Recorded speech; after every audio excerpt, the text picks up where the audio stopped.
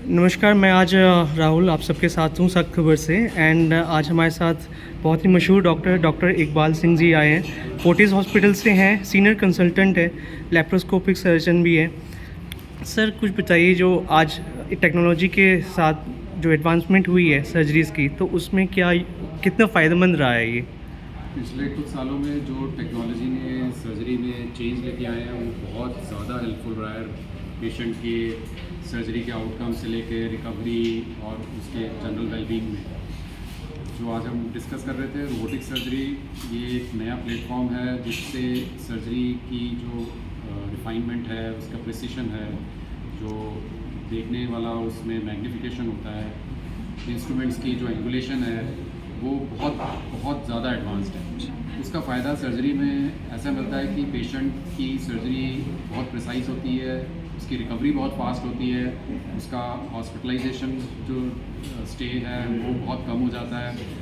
Hospital से discharge होने के बाद जो दवाइयाँ लेनी पड़ती हैं वो ऑलमोस्ट 80-90% कम हो जाती हैं। उसके बाद आप नॉर्मली जो कुछ दिन, कई बार कुछ हफ्ते आपको छुट्टी लेनी पड़ती थी, आपको लेनी पड़ती थी, आपके रिश्तेदारों को भी लेनी पड़ती थी जी। आपकी हेल्प के लिए, वो किसी चीज़ की ज़रूरत नहीं पड़ती है। आप अपने काम पे, अपने प्रोफेशन में, अपने रूटीन में बहुत जल्दी वापस चले जाते हो।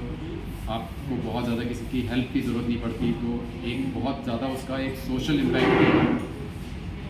तो पहले जब सर्जरी होती थी तो आप पूरे फैमिली, आपकी पूरी एक्सटेंडेड फैमिली, आपके नेबरहुड, बहुत ज़्यादा उनकी हेल्प पे आपको सर्जरी अपनी डिसाइड करनी पड़ती हाँ है। बट जी। अब ऐसा नहीं है। इसकी आने की वजह से आप कुछ दिनों में आप बिल्कुल अपने नॉर्मल रूटीन में वापस चले जाते सर जैसे जो गॉल ब्लैडर के जो स्टोन्स होते हैं, वो मेनली जब हम अल्ट्रासाउंड कराते हैं तो वो 2 से 3 के होते हैं। एंड धीरे धीरे आफ्टर 2-3 इयर्स वो बढ़ के 5-10 के हो जाते हैं। तो ये कितने लेवल तक, ये मतलब कितना बढ़ जाता है, कितना अभी हैं। तक कुछ गॉल ब्लैडर मैक्सिमम? के स्टोन को हम साइज के हिसाब से कभी भी क्लासीफाई नहीं करते हैं। ओके। गॉल ब्लैडर के स्टोन्स को हम सिम्टम्स या सिम्टोमेटिक उस पर डिसाइड करते हैं उसकी ट्रीटमेंट। अगर गॉल ब्लैडर का स्टोन तंग नहीं कर रहा है तो कुछ एक्सेप्शनल केसेस को छोड़ के हम उसको सिर्फ ऑब्जर्वेशन के साथ ही फॉलो करते हैं, जिसमें हर 6 महीने पे अल्ट्रासाउंड करा के देखना होता जी है। जी। बट अगर ये स्टोन्स चाहे छोटा है या बड़ा है, सिम्टम दे रहा है, सिम्टम देने का मतलब सिर्फ पेन नहीं होता, सिम्टम देने का मतलब आपको इंडाइजेशन, ब्लोटिंग,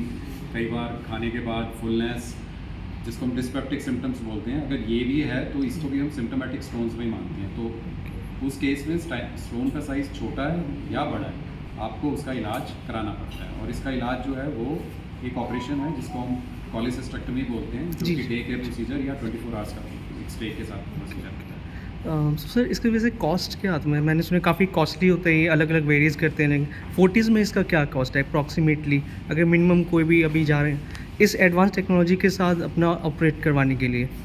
फोर्टिस में जो ये बेसिकली कॉस्टिंग है, ये जो भी इंश्योरेंस कंपनी या जो आपके पेइंग होता है उसके साथ जो भी मेमोरेंडम के थ्रू जी, जो जी। रेट सेट होता है उसमें होता है। बट हाँ, लेप्रोस्कोपिक सर्जरी से ये थोड़ा सा महंगा होता है क्योंकि इसमें एक रिकरिंग कॉस्ट होती है इंस्ट्रूमेंट्स की। Okay okay okay. तो थोड़ा सा उससे आप 30-40% महंगा लेके चल सकते हैं।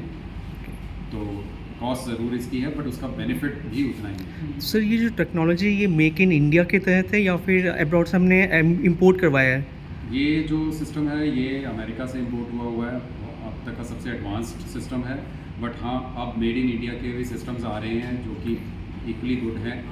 तो जैसे जैसे टेक्नोलॉजी की एडवांटेज पता लग रही है तो बहुत सारे नए ग्रुप्स जिसमें इंडिया और दूसरी कंट्रीज से भी प्लेटफॉर्म्स रोबोटिक ऐसे बन रहे हैं और वो यूज़ में आ रहे हैं। सर ये जो जैसे जो गॉल ब्लैडर के स्टोन्स है, क्या ये इम्पैक्ट करते हैं हमारे स्टमक गट को भी, जैसे आईबीएस हो गया या गैस्ट्राइटिस हो गया, इनको भी ये जोड़ते हैं? हाँ, क्योंकि गॉल स्टोन के जो सिम्टम्स हैं ये बहुत सारी बीमारियों के सिम्टम्स के साथ मैच करता है। तो कई बार प्रॉब्लम आपकी गॉल ब्लैडर स्टोन की होती है, जबकि वो हम उसको नॉर्मल एसिडिटी या कई बार आईबीएस, कई बार कॉन्स्टिपेशन, या कई बार हम बोल देते हैं हमने बाहर का खाया, हमें हजम नहीं हुआ, उसके साथ कंफ्यूज कर लेते हैं ओके। क्योंकि सिम्टम्स कॉमन होते हैं। एसिड रिफ्लेक्स भी? एसिड रिफ्लक्स में।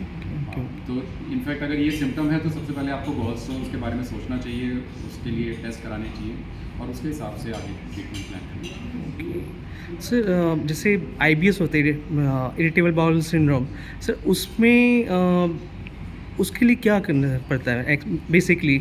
सिर्फ मेडिसिन से अगर किसी का क्योर नहीं हो पा रहा है तो क्या हमें अल्ट्रासाउंड करके पहले ये चेक कर लेना चाहिए कि हमारे बाकी सभी जैसे कहीं स्टोन नहीं हो? इरिटेबल बाउल सिंड्रोम जो है ना, ये एक बीमारी, एक होता है बीमारी बाय डायग्नोसिस, ये है बीमारी बाय एक्सक्लूजन।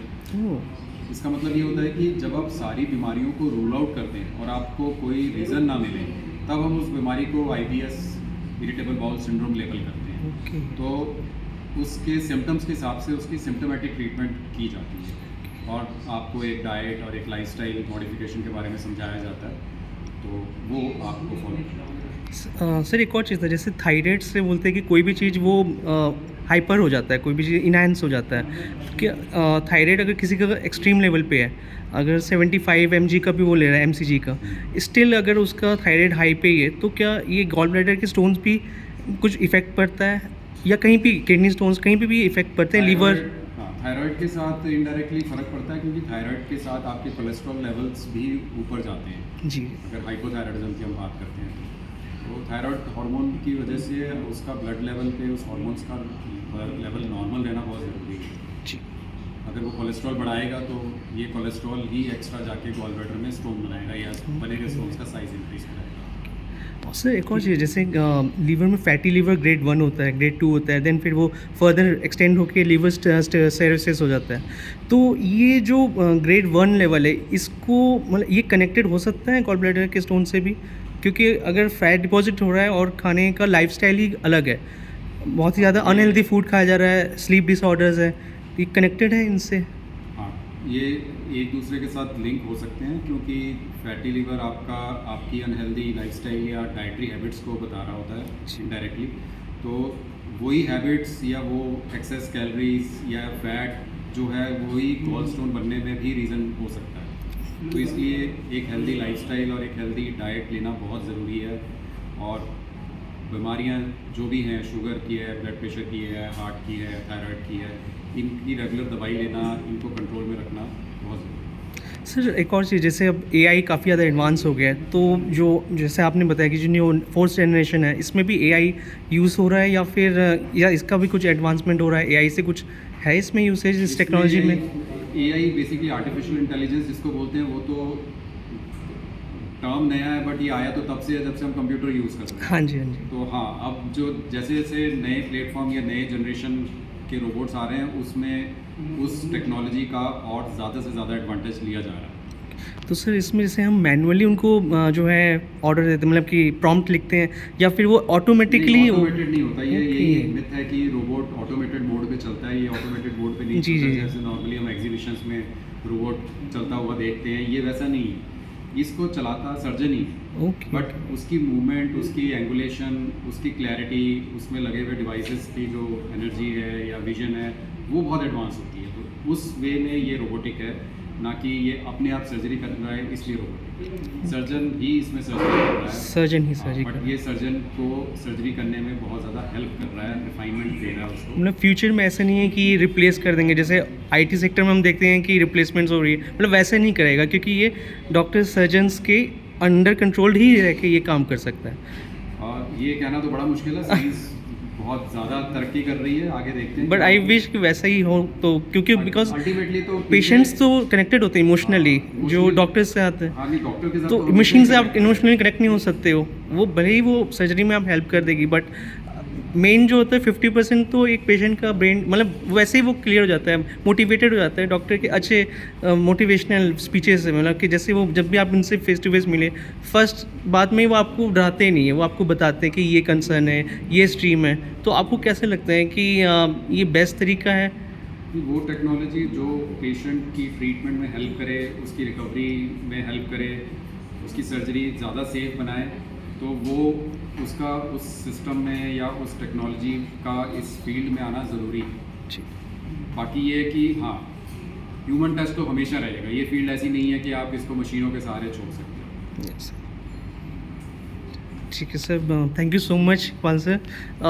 तो राहुल साइनिंग फ्रॉम सख्त खबर, thank you so much sir.